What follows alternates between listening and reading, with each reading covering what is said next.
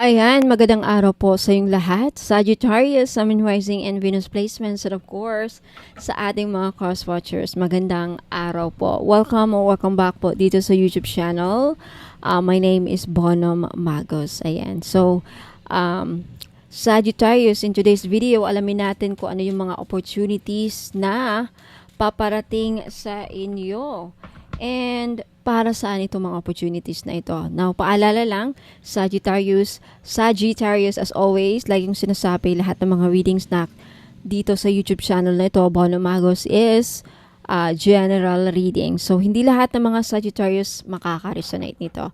Alright, Sagittarius, let's start. Sagittarius, Sun, Moon, Rising, and Venus placements. Ano yung mga opportunities na darating para sa ating Sagittarius? Sagittarius, Sun, Moon, Rising, and Venus placements.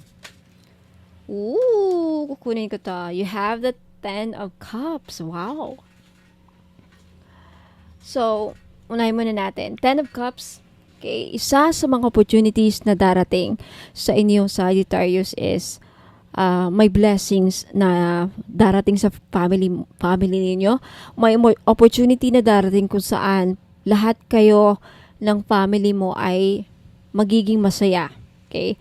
May blessings, may wish fulfillment na matutupad, may harmony sa relationships, sa family, may pagkakasundo, may harmony, and may dreams coming true. May mga dreams na matutupad na hindi lang ikaw ang makaka-benefit, but pati mga anak mo, buong pamilya mo, okay, kasama. And contentment. Wow, there is divine love.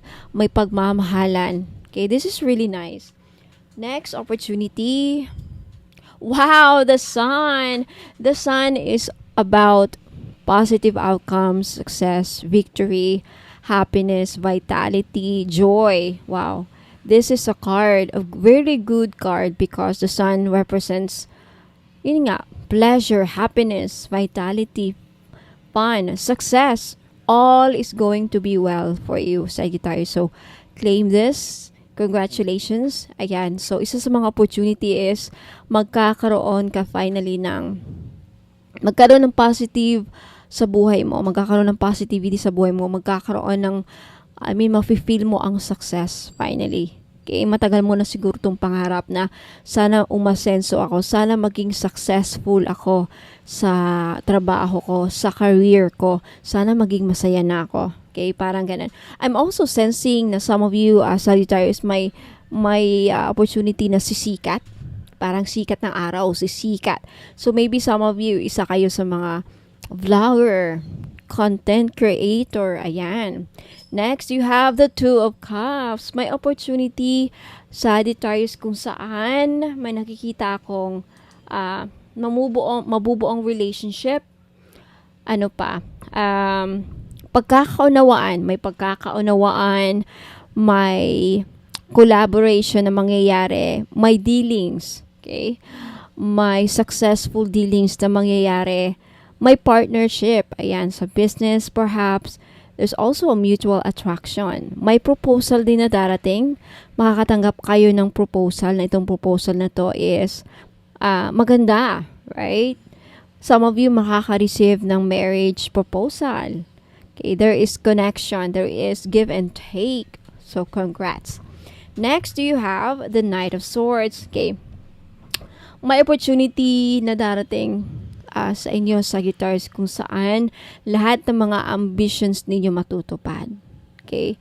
Magagawa mo na ang gusto mong gawin. Ito, sinasabi ko. The Knight of Swords kasi is taking action. So, finally, mabibigyan ka ng opportunity na magkakaroon na ng progress, magkakaroon na ng uusad na yung mga sitwasyon or mga bagay-bagay na dati ay parang walang nangyayari. So, magkakaroon na ng mangyayari na. Okay? Magkakaroon na ng result. Meron ka na makikitang kumbaga may result na. Okay? Wow! So, congrats. Next. Sagittarius. You have the Six of Pentacles. Some of you, mabibigyan ng opportunity na mabayaran yung mga utang or isa ka Sagittarius na mababayaran na finally ng utang. So congrats. Yung iba din sa inyo mabibigyan ng opportunity na mabigyan ng tulong. Ayan, makaka-receive ng tulong sa gobyerno, sa mga taong may concern, sa mga taong nagmamahal sa inyo, sa mga taong handang tumulong, makaka-receive kayo ng tulong, makakaasa ka. And some of you, mabibigyan din ng opportunity na maibabahagi mo yung mga blessings na darating sa iyo at sa pamilya mo, Sagittarius. Okay, sharing wealth, sharing blessing, being generous towards other, charity. Ayan. Next, you have the Four of Swords. Yung iba sa inyo, Sagittarius, finally, mabibigyan ng opportunity na makatulog na ng maayos. Okay, for some reason, mabibigyan kayo ng opportunity na finally, wala na akong iisipin, wala nang worry, wala nang problemang iisipin, matatapos na tong mga iniisip kong hindi maganda, mga ganang eksena. Four of Swords, finally, pahinga na ako ng makaluwag-luwag na, parang ganon. Yun na nga, mas maganda to kasi ang Four of Swords is you overthinking at di makatulog. Okay? Next, you have the High Priestess. Some of you mabibigyan ng opportunity, Sagittarius, kung saan mabubuksan ang yung third eye. May sikreto kang malalaman na hindi mo dapat malaman. Malakas ang intuition niyo this month, parang ganon. And also, talaga, may mga katotohanan na lilitaw. Okay, mabibigyan kayo ng pagkakataon also na ma-explain mo ang side mo. Malaman nila ang totoo. Okay, malalaman nila ang totoo, something like that. Next, you have the Four of Cups. Some of you mabibigyan ng opportunity na makuha yung mga gusto. Okay? Makuha yung gusto. Ayan. Mabibigyan ng opportunity na finally mapapansin ka. Mapapansin ka ng mga tao. Mapapansin ka ng taong mahal mo. Mapapansin ka nila. Parang ganun. Okay? Now, let's take a look at the bottom. You have the Star! Wow!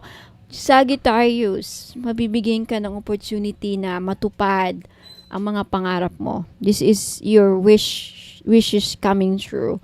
Mabibigyan kayo ng opportunity kung saan gagaling yung may sakit, sa mga Sagittarius natin dyan nagkakasakit, o yung mga mahal nila sa buhay. Ayan. May healing na mangyayari. May pag-asa. Mabibigyan ng pag-asa ang ating mga Sagittarius dyan na nawawalan na ng pag-asa sa buhay. May pag-asa pa sa buhay ninyo. Okay? Fortune, ayan, mabibigyan din ng suwerte. Congratulations, good omen. Mare-rejuvenate. Mayroong pag-asa sa sitwasyon ng ating mga Sagittarius, okay?